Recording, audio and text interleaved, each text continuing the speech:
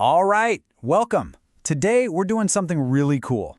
We're going to look past all the noise, the headlines, the crazy stock prices, and see what's really going on inside a company. We're going to give you a new pair of glasses, a way to see its true financial health. You know, when you think about it, a company's stock price, it's kind of like just looking at a person's face. Sure, it gives you an impression, right? But it doesn't tell you the whole story. It doesn't tell you if their heart is strong or if their lungs are clear. For that, you got to look deeper.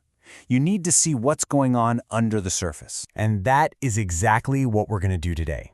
We are going to perform a financial X-ray. And don't worry, it's a simple 4-step plan that's going to help you cut through all the jargon and see the real skeleton of any business, whether it's big or small. Okay, let's get this X-ray started. Step 1, and this is the most important one, is checking the most fundamental vital sign of any company. And I'm not talking about profit, I'm not talking about revenue, I'm talking about the actual hard cash flowing through its veins from its real day-to-day business. You've heard this a million times, right? But it is a classic for a reason. Cash is king. It's the alpha and the omega of finance. It is the ultimate reality check because a company can play all sorts of games with its accounting to show a profit, but it absolutely cannot fake the cash in its bank account. So the key number we're looking for here is called operating cash flow.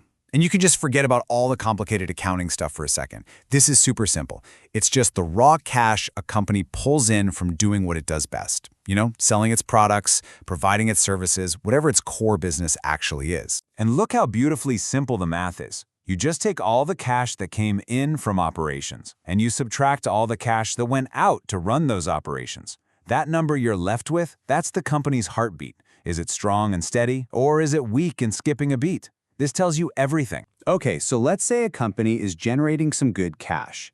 The next logical question is, what does it do with it? And that brings us right to step 2 of our X-ray, figuring out where it's investing that cash. And broadly speaking, the cash really only goes to 2 main places. So on the one hand, a company invests for the long term. Think factories, machinery, patents. These are the big, heavy-duty tools it needs to grow for years to come. But on the other hand, it needs cash just for the short term, day-to-day grind. And this is a really important concept called working capital. Now, the source material we're looking at has this absolutely brilliant term for this short-term cash need. It calls it l'argent gelé, which translates to frozen money. And I just love that because it perfectly captures what's happening. Cash gets tied up, it gets frozen, just in the normal process of doing business. This frozen money is what the finance world calls working capital. Just think about this cycle for a minute. A company spends cash on raw materials. Boom. That cash is now frozen in the form of inventory sitting in a warehouse. Then it sells the product. Great. But often it sells on credit, so the cash is still frozen, but now it's in the form of an IOU from a customer. It only thaws out and becomes usable cash again when that customer finally pays the bill. And right here is the paradox that trips up so many otherwise healthy companies. The faster you grow, the more inventory you need to buy, and the more credit you have to give your customers. This means more and more of your cash gets frozen. It's the reason you hear these wild stories about successful, fast-growing companies that suddenly hit a wall and face a cash crisis. They literally become a victim of their own success. So a company generates cash, and it invests that cash in its long-term future and its short-term operations. But wait a minute, where does the money for all this stuff come from in the first place? Well, that brings us to step 3 of our X-ray, how it's all financed. At the end of the day, there are really only 2 ways to fund a business. You have equity, which is the money that comes from the owners, the shareholders. They're taking the biggest risk, so they get paid last, but they also get the biggest potential rewards and a say in how things are run. And then you have debt. That's money from lenders, like banks. They take way less risk, they get paid first, and all they want is their fixed interest payments. And this is where it gets really interesting, because this is why a company would ever take on debt. It's a powerful idea called leverage. So let's just walk through this table together. You've got 2 identical companies, right? Both have assets of 100 and both earn a 10% return, but the company on the right is funded with 30 of debt. Now look, even after paying the interest on that debt, its profit is only a little bit lower.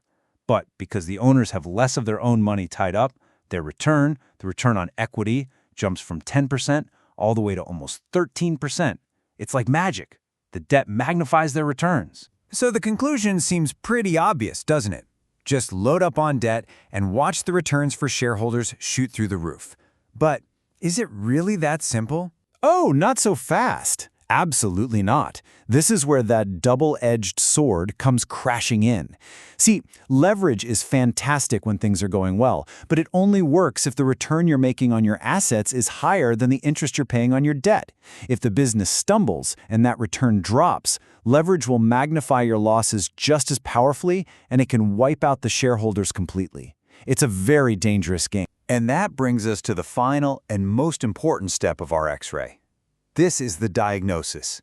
We've seen how a company generates cash, where it puts that cash, and how it pays for it all.